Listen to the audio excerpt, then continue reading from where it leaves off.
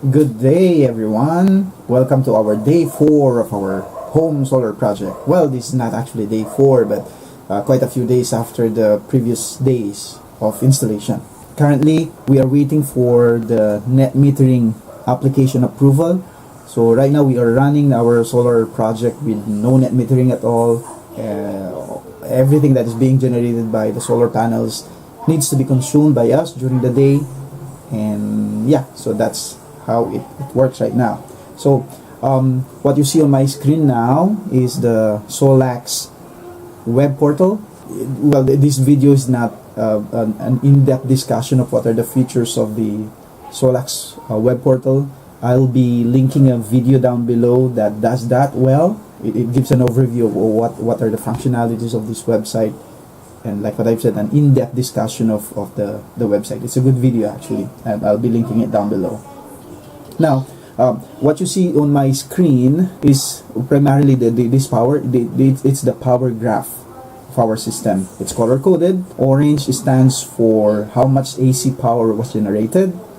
Green shows how much power is being generated together with the solar panels. In our case, you will see the green and orange lines to be almost always on top of each other, since I don't have a battery to charge. So whatever power is given by the solar panels is exactly the one being generated, minus maybe some of the losses. The blue line is how much power we are exporting to the grid. As you can see, we have positive and negative values. When this line is positive, that means we are exporting to the grid. Since I have already mentioned our net metering is not yet approved by the electric company, you don't seem to see the blue line go positive. It is obviously always negative during the night, where air conditioning is the primary power consumer. As you can see, there's a sawtooth-like wave. These peaks are the times when the aircon compressor turns on.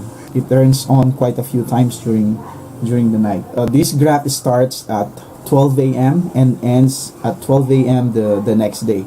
So during the night, you can see that like what I've said, the primary consumer is the air conditioning system. And at this time, where our usage goes up to negative 2,000, well, it goes up to 2,000 watts, these are the times when my wife is cooking yummy foods. As you can see, this peak, I believe, is the rice cooker doing its thing. I am asleep almost, usually half of the day, because I work full-time during the night. So this is the time when the aircon is actually turns on.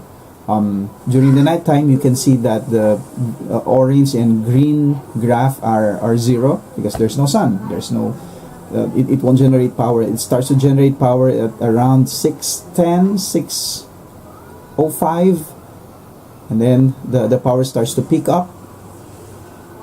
And as you can see, at this time, we almost get no power from the grid. We are using the air conditioning, and yet we are not paying anything from the electric company. And then during this time, this is the time where my wife starts to cook for lunch. We are using an electric stove, so that explains why there's also peaks in power consumption during this time. And then at around 4 p.m.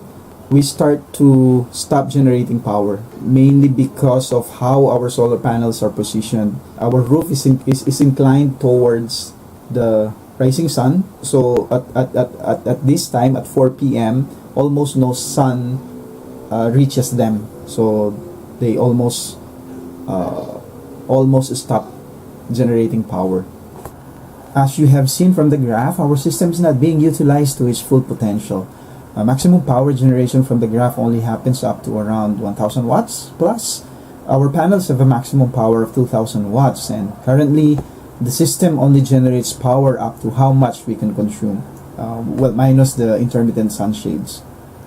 Looking at the real-time display, this gives us an idea on how the system is giving out power. Right now, it's roughly around 5:48 p.m.